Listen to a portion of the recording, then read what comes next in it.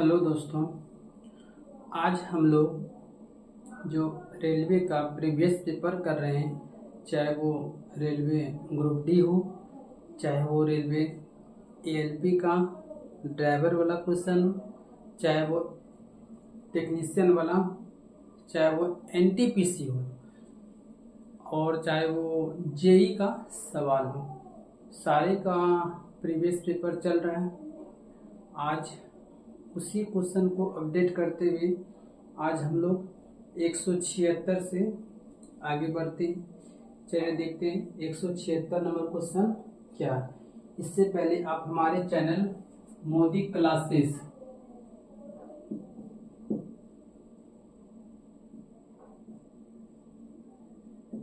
Teach को एक बार like, subscribe और वीडियो को ज़्यादा से ज़्यादा अपने दोस्तों के बीच शेयर कर दें ताकि वो भी इसका बेनिफिट उठा पाए। आगे बढ़ते हैं हम लोग क्वेश्चन नंबर 176। द्विफोक्सी लेंस का उपयोग डैश से पीड़ित लोगों द्वारा किया जाता है। तो आपको पता है द्विफोक्सी मतलब क्या हो गया? वैसे व्यक्ति जिसको दोनों रोग हैं, एक निकट दृष्टि दोष भी है और एक दूर दृष्टि दोष भी है। तो इस प्रकार के जो दोनों दोष से पीड़ित होते हैं वही व्यक्ति द्वारा इसका प्रयोग किया जाता है। तो इसका मतलब मायोपिया जिसको निकट दृष्टि दोष होगा, हाइपरमेट्रोपिया जिसको दूर दृष्टि दोष होगा। तो एक नंबर इसका ऑप्शन क्या होगा? सही होगा। ये देखिए आरआरबी ग्रुप डी 18/9/2018 का आफ्टरनून शिफ्ट का सवाल पूछा गया है। आगे बढ़ते हैं। Question number 177। बादलों का रंग सफेद डैश के कारण दिखता है, यानी कि बादल जो है सफेद किसके कारण दिखता है? तो पहला दिया है प्रकाश के परावर्तन, दूसरा प्रकाश के प्रकीर्णन, तीसरा प्रकाश के अपवर्तन, चौथा विकिरण। तो हम इस टाइप से सवाल आप लोगों को बताए हैं। जो ये जो प्रकाश का जो प्रिज्म द्वारा जो 7 रंगों में विभक्त होता है, प्रिज्म द्वारा यहाँ से ये किरण आया, यहाँ से अलग अलग एंगल से जो मुड़ता है और 7 कलर के रूप में मुड़ेगा, है ना। VIBGYOR 7 कलर के रूप में।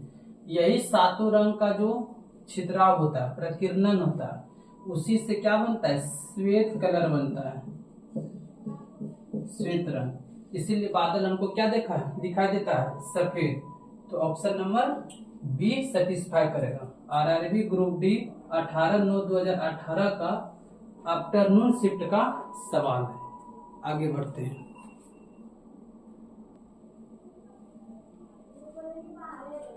Question number 178। दंत चिकित्सक अवतल दर्पण का उपयोग करते हैं क्योंकि इस पर निर्मित प्रतिबिंब डैश होता है। क्यों इसका प्रयोग करते हैं? कह वास्तविक और बड़ा, वास्तविक नहीं होता है, आभासी लेकिन धुंधला दिखेगा तो प्रयोग ही नहीं करेगा। वास्तविक लेकिन उल्टा, वास्तविक तो होता ही नहीं, आभासी और बड़ा प्रतिबिंब दिखता है। इसका नंबर ये देखिए आरआरबी ग्रुप डी 2018 का है। 18/9/2018 में इवनिंग शिफ्ट का सवाल आया हुआ है। आगे बढ़ते हैं।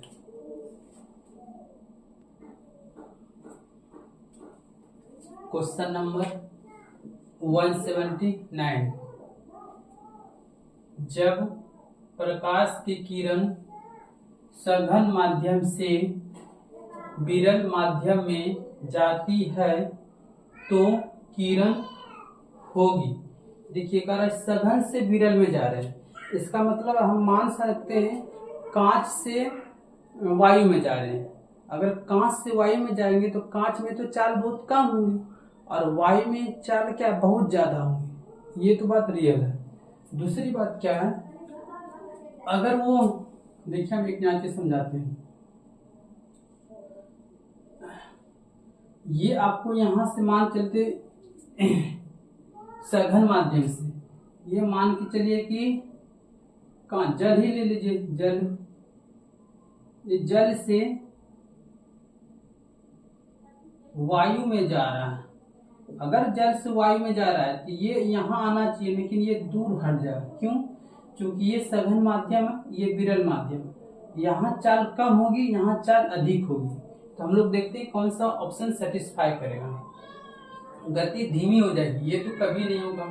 गति बढ़ जाएगी और अभिलंब की ओर झुक जाएगी। अभिलंब की ओर, ये तो अभिलंब है ना, अभिलंब तो ये है, लेकिन इधर तो नहीं झुका, दूर जा रहा है, तो इसका मतलब ये भी ऑप्शन सेटिस्फाई नहीं करेगा। गति धीमी, धीमी वाला तो होगा नहीं, कर गति बढ़ जाएगी और अभिलंब से दूर झुक जाएगी। देखिए अभिलंब से दूर जा भी रहा है, इसका मतलब इसका ऑप्शन कौन सा होगा? 4 नंबर सेटिस्फाई करेगा। आरआरबी ग्रुप डी 19/9/2018 का आफ्टरनून शिफ्ट का सवाल पूछा गया। आगे बढ़ते हैं। क्वेश्चन नंबर 180, आभासी और सीधी प्रतिबिंब के लिए दर्पण का आवर्धन होना चाहिए। तो हम लोग को पता है कि अगर हालांकि आवर्धन तो माइनस होता है, अगर दर्पण माइनस में होता है, क्योंकि m बराबर क्या होता है? -v/u, इसको हमको प्लस करना है। तो इसका मीनिंग क्या है कि हमारा जो वस्तु होना चाहिए वो आभासी और सीधी प्रतिबिंब प्राप्त करने के लिए दर्पण का आवर्धन क्या होना चाहिए? तो दर्पण का जो आवर्धन होना चाहिए वो प्लस होगा, यानी कि धनात्मक होगा। तो इसका नंबर ऑप्शन 4। ये ऋणात्मक क्या दर्शाता है कि प्रतिबिंब जो है उल्टा है और वास्तविक है। अगर प्लस हो जाएगा तो धनात्मक हो जाएगा और आभासी हो जाएगा, और सीधी, जिसको हम लोग सीधी बोलते हैं। ये भी देखिए आरआरबी ग्रुप डी 19/9/2018 का इवनिंग शिफ्ट का सवाल है। आगे क्वेश्चन नंबर 181, वे वस्तुएं जो अपना प्रकाश स्वयं उत्पन्न करती है, जो स्वयं उत्पन्न करी, डैश कहलाती है। सभी को पता है, 10th का किताब से लिया गया, प्रदीप्त वस्तुएं कहलाती है। ये भी आरआरबी ग्रुप डी 26/9/2018 का मॉर्निंग शिफ्ट का सवाल पूछा गया है। आगे बढ़ते हैं।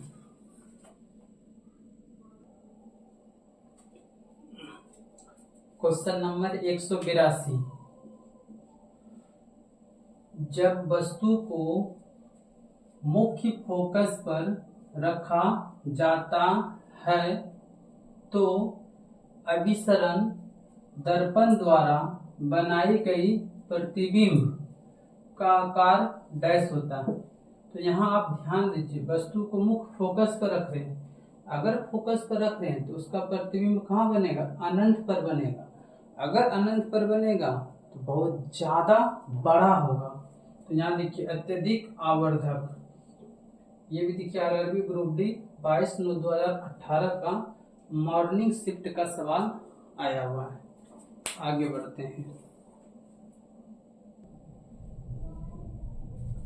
क्वेश्चन नंबर 183, जब प्रकाश किसी चमकीली सतह में आपतित होता है, डैश परावर्तन की घटना घटित होगा। अनियमित ये नहीं होता, समान नहीं होता, ये नियमित परावर्तन की घटना घटित होगा जब चमकीली सतह पर आएगा प्रकाश। तब आरआरबी ग्रुप डी 23/9/2018 का मॉर्निंग शिफ्ट का ये सवाल आया हुआ है। आगे बढ़ते हैं। क्वेश्चन नंबर 184, हीरा का निरपेक्ष अपवर्तनांक डैश है। ये इसका जो होता है 2.42 होता है, ये आपको याद ही रखना पड़ेगा।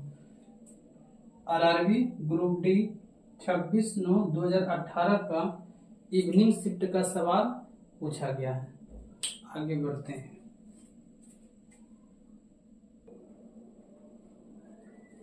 Question number 185।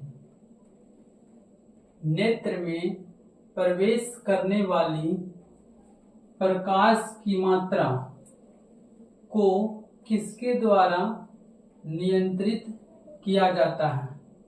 ये आपको पता है कि जो हमारे नेत्र में प्रकाश आता है ये आइरिस के द्वारा नियंत्रित किया जाता है। आरआरबी ग्रुप डी 24/9/2018 का मॉर्निंग शिफ्ट का सवाल है। आगे बढ़ते हैं। Question number 186। वह बिंदु जिस पर सभी किरणें अभिसरित होती है उसे डैश कहा जाता है। जो सब बिंदु आकर मिलेगा, है ना, जो अभिसरित आएगा, तो इसको हम लोग क्या कहते हैं? फोकस कहते हैं। कहाँ से होते हैं? फोकस से होकर जाते हैं।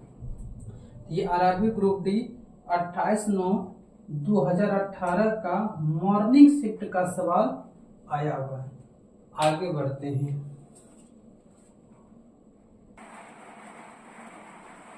Question number 187। किसी गोलीय दर्पण की फोकस दूरी डैश होती है? तो ये तो हम लोग क्लास 10th में ही पढ़े हैं कि F बराबर क्या होता है? F बराबर R/2। तो फोकस दूरी जो होगा वो वक्रता त्रिज्या की क्या होगी? आधी होगी। तो कौन सा ऑप्शन होगा? ये तो दोगुनी कह रहा है, ये नहीं होगा। इसकी वक्रता त्रिज्या की समान, ये भी नहीं होगा। इसकी वक्रता त्रिज्या की आधी, तो इसका नंबर क्या होगा? क्वेश्चन नंबर 187 का ऑप्शन नंबर 3 सेटिस्फाई करेगा। ये देखिए आरआरबी ग्रुप डी 24/9/2018 का इवनिंग शिफ्ट का सवाल है। आगे हम लोग बढ़ते हैं। Question number 188। डैश आंख को लेंस की फोकस दूरी को समायोजित करने में मदद करता है। तो फोकस को जो समायोजित करने में करता है, जो हम लोग का जो एक आंखों में पार्ट होता है सिलियरी बॉडी, है ना, ये आपस में सामंजस्य बैठाने में काम करता है। किसका? फोकस को। तो इसका ऑप्शन नंबर क्या हो जाएगा? बी हो जाएगा। आरआरबी ग्रुप डी 27/9/2018 का मॉर्निंग शिफ्ट का ये भी सवाल आया हुआ है। आगे बढ़ते हैं।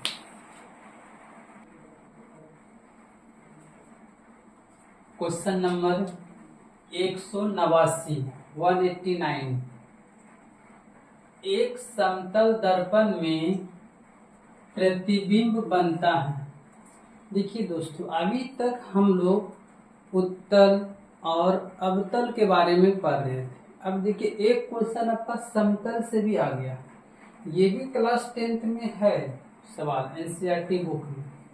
इसीलिए बोला जाता है कि आप किसी भी एग्जाम का अगर प्रिपरेशन कर रहे हैं तो आप एनसीईआरटी बुकों को फॉलो कीजिए। वहां से क्वेश्चन ही आती है, वहां से कहीं बाहर नहीं जाती। चलिए हम लोग देखते हैं आप क्या बोल रहा है। आभासी और पार्श्विक रूप से उल्टा एक ही नंबर सेटिस्फाई कर देगा। आभासित होता ही है और वो उल्टा प्रतिबिंब बनाता है। आरआरबी ग्रुप डी 26/9/2018 का इवनिंग शिफ्ट का सवाल ये पूछा गया। अब आगे बढ़ते हैं।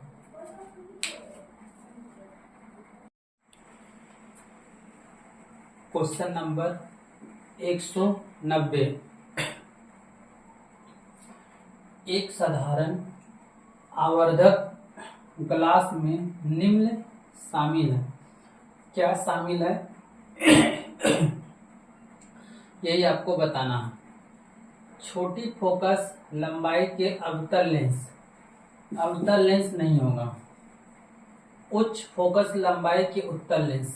उच्च फोकस नहीं होना चाहिए, उच्च फोकस यहाँ भी है, ये भी नहीं होगा। छोटी फोकस लंबाई के उत्तल लेंस, ये सही है। तो इसका जो ऑप्शन नंबर क्या हो जाएगा, 190 होगा। सॉरी 190 का option number 4। RRB group D 28/9/2018 का इवनिंग शिफ्ट का सवाल पूछा गया है।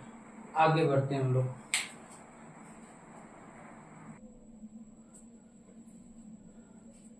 Question number 191। प्रकाश सबसे अधिक गति से किसमें यात्रा करता है? आपको ऑप्शन बताना है। सबसे ज्यादा जो गति होगा प्रकाश का किसमें होगा? तो आपको पता है कि सबसे ज्यादा निर्वात में होता है। निर्वात में जो इसकी चाल होता है 3 × 10⁸ मीटर पर सेकेंड होता है इसका चाल। आरआरबी ग्रुप डी 1/10/2018 का मॉर्निंग शिफ्ट का ये सवाल। आगे 192। जब प्रकाश एक सघन माध्यम से विरल माध्यम में जाता है तो उसकी गति पर क्या प्रभाव पड़ता है? अब इससे पहले जस्ट 2-4 क्वेश्चन पहले किए थे कि यहाँ देखिए सघन से विरल जा रहा है, इसका मतलब क्या हो गया कि प्रकाश का जो चाल होगा यानी गति होगा वो बढ़ जाएगा। तो उसकी गति पर क्या प्रभाव पड़ता है? तो गति बढ़ती है। आरआरबी ग्रुप डी 1/10/2018 का ये इवनिंग शिफ्ट का सवाल आया हुआ। आगे बढ़ते हैं।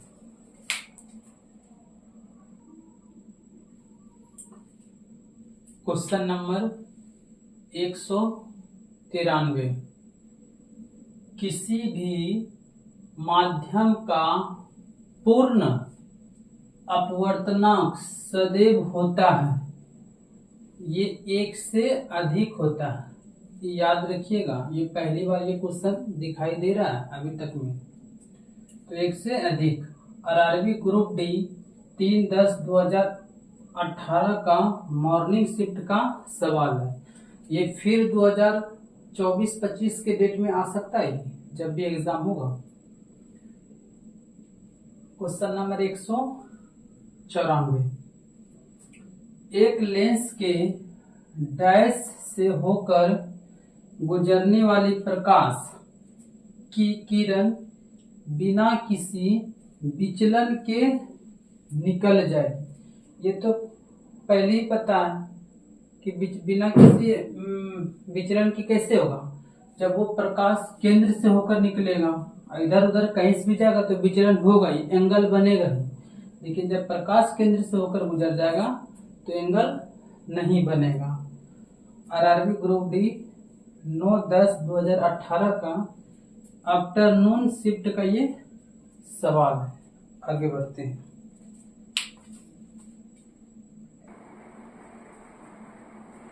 Question number 195। डैश को एक अभिसारी दर्पण भी कहा जाता है। यहाँ पर ये वर्ड ध्यान दीजिएगा।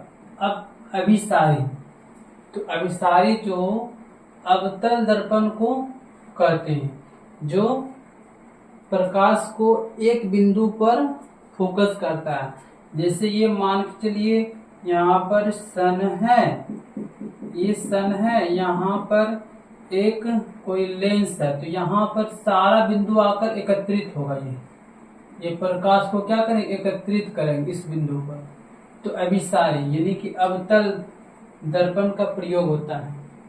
ये आरआरबी ग्रुप डी 10/10/2018 का मॉर्निंग शिफ्ट का सवाल है। जस्ट इसका अपोजिट देख लीजिए, उसी डेट में जो इवनिंग शिफ्ट में आया है क्वेश्चन, डैश को एक अपसारी दर्पण भी कहा जाता है। अपसारी यानी कि जहां से प्रकाश फैलता हो। इसका मान सकते हैं कि टॉर्च लाइट, अगर यहाँ पर हम एक टॉर्च जलाएंगे तो यहां से ये प्रकाश को फैलाएगा, ये चारों तरफ प्रकाश को क्या करेगा, फैलाएगा। ये टॉर्च, तो प्रकाश को जो फैलाने वाला रहता है उसको अपसारी दर्पण यानी कि उत्तल दर्पण का प्रयोग करते हैं। ये देखिए आरआरबी ग्रुप डी 10/10/2018 का इवनिंग शिफ्ट का सवाल पूछा गया। आगे बढ़ते हैं।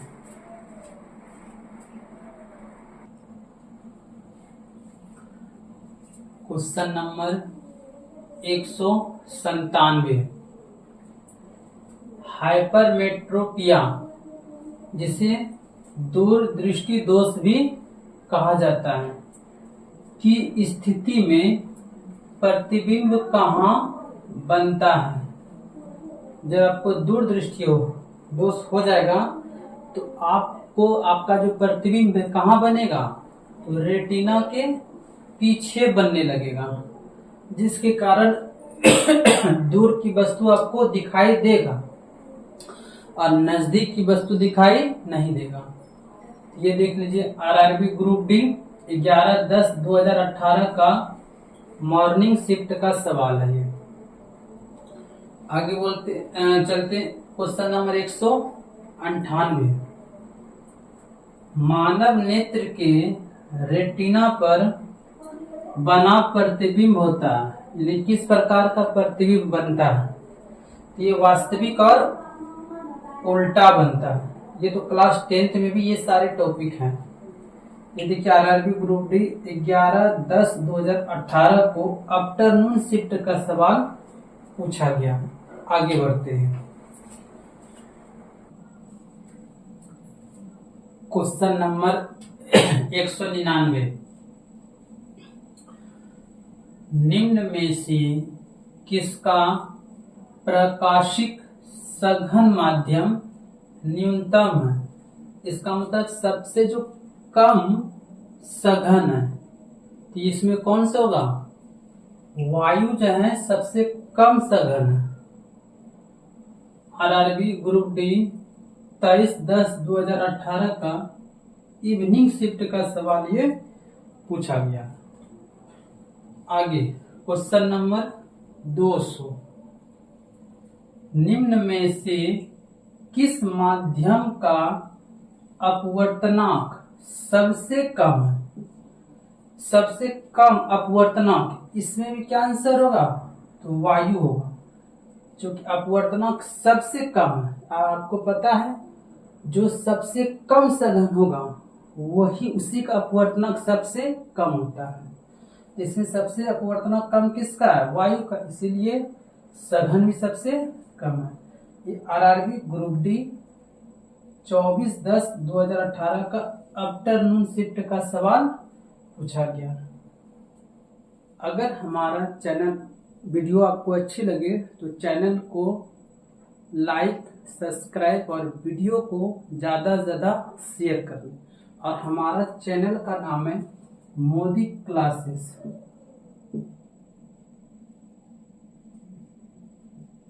Modi classes teach.